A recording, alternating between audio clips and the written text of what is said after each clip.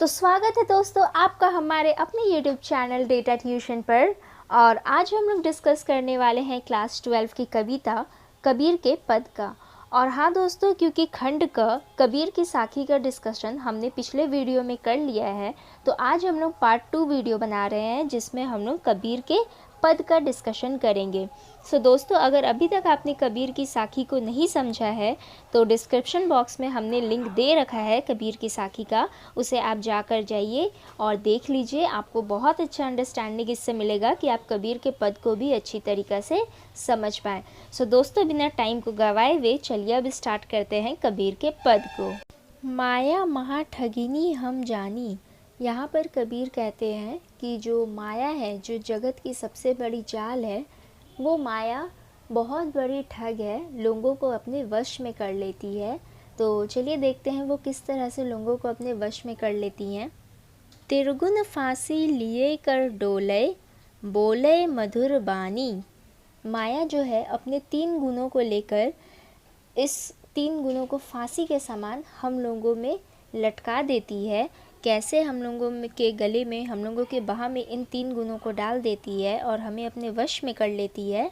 तो मधुर मधुर बातें करके, मीठी मीठी बातों से वो हमें फंसा लेती है, हमें अपने वश में कर लेती है। और ये 3 गुण क्या है देखिए, रजोगुण, तमोगुण और सतोगुण। रजोगुण का मतलब होता है जो व्यक्ति बहुत ही महत्वाकांक्षी हो, जिसे हर कुछ पाने की लालसा हो, उस लोगों को रजोगुणी कहते हैं।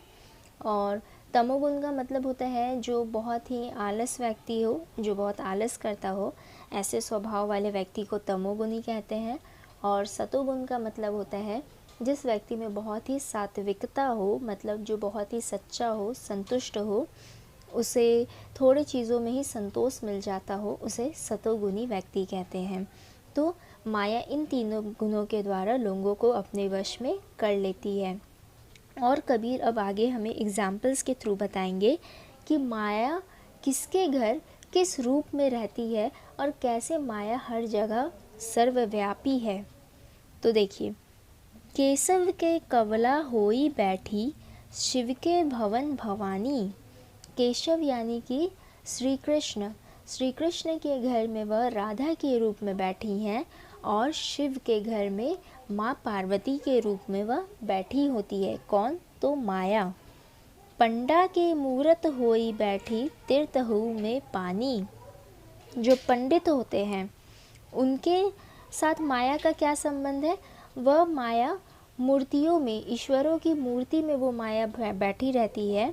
और तीर्थहु में पानी मतलब कि जो तीर्थ स्थल रहते हैं, जहाँ जो लोग जाते हैं, वहाँ पर वह पवित्र जल के रूप में रहती हैं। क्योंकि कोई भी तीर्थ स्थान में देखते होंगे, वहाँ के जो जल रहते हैं, नदी रहती है, वहाँ का महत्व बहुत रहता है, उसे बहुत पवित्र माना जाता है। तो कबीर ने कहा है कि ये भी एक माया ही है।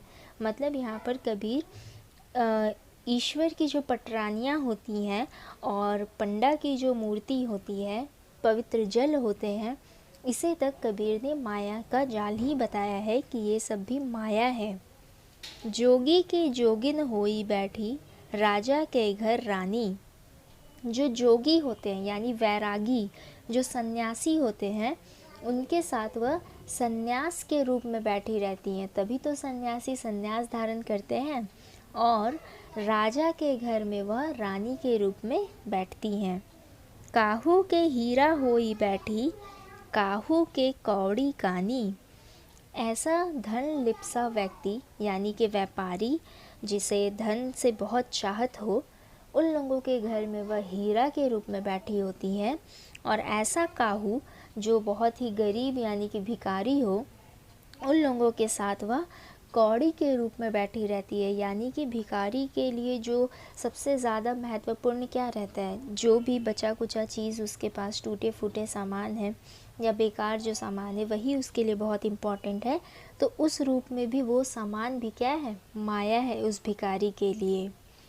भक्ता के भक्तिन होई, हर वह भक्त जो भक्ति करता है, तो भक्त जो भक्ति कर रहा है, तो वह भक्ति भी क्या है? माया है।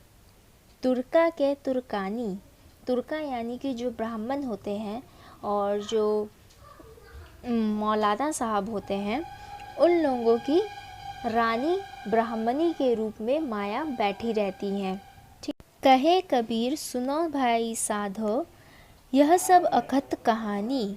मतलब कबीरदास यहाँ पर बता रहे हैं कि जितने भी श्रोतागण हैं जो इस कविता को आज पढ़ रहे हैं, सुन रहे हैं, ध्यान दो कि ये जितनी भी बातें मैंने बताया है यह अकहत है। मतलब कि मैं अभी भी सक्षम नहीं हूँ, मैं अभी भी योग्य नहीं हूँ ये बताने के लिए कि माया का कहाँ कहाँ पर वास है, माया किस जगह पर किसके रूप में रहती है।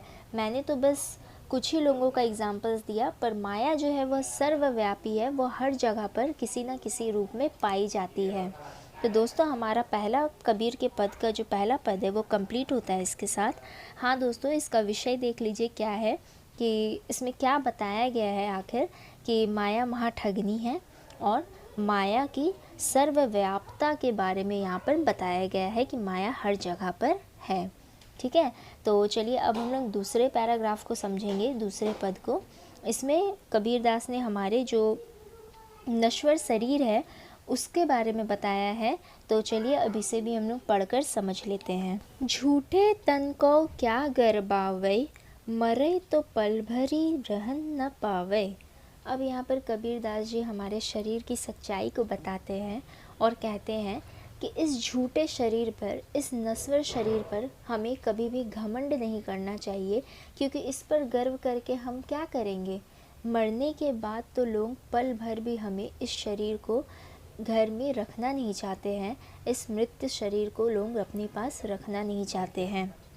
खीर खांड घृत पिंड सवारा, इस मांस के टुकड़े पे, इस मांस के शरीर को जो इतना हम लोग मिठाई, मलाई, घी ये सब चीज़ों का सेवन कराते हैं। प्राण गए लय बाहरी जारा, प्राण चले जाने के बाद क्या करते हैं लोग, इसे घर से बाहर निकाल देते हैं। कोई इसे जला देता है तो कोई इस शरीर को दफना देता है। जिही सिरी रिची रची पांधत पागा, जिस सिर को आज हम लोग जब जिंदा है तो इसे हम लोग तरह तरह से इस पे पगड़ी बांधते हैं और अपने सिर को सजाते हैं। सो सिरु चंचू सवार रही कागा, मरने के बाद क्या होता है, उसी सिर को, उसी पगड़ी पे कौवे चोंच मार मार कर उसी सिर को नोच नोच कर खाते हैं। हाड़ जड़े जैसे लकड़ी झूरी, हमारी हड्डी किस प्रकार जलती है, उसी प्रकार से जिस प्रकार लकड़ी जलती है तो लकड़ी एकदम झरझर सी बन जाती है, छाई के समान बन जाती है, उसी प्रकार हमारी हड्डी भी बन जाती है। केस जरई जैसे तृण के कूड़ी, और हमारे बाल किस प्रकार जलते हैं, तो उसी प्रकार जिस प्रकार की सूखी घास के बंडल को जलाने से हो जाती है उस प्रकार से हमारे केश भी जल जाते हैं। इसमें भी वैसे ही तुरंत आग पकड़ लेते हैं जिस प्रकार से सूखी घास के बंडल में पकड़ लेंगी आग। कहे कबीर नर अजहू न जागे, कबीरदास जी कहते हैं कि अगर इस सच्चाई को जानने के बाद भी अगर मनुष्य आज भी नहीं जागता है, इस सच्चाई को जानने के बाद भी इस मृत्यु लोक से बाहर नहीं निकलता है, तो जम का दंड मुड़ मही लागे, यमराज का डंडा सीधा अब हमारे सिर पे लगेगा।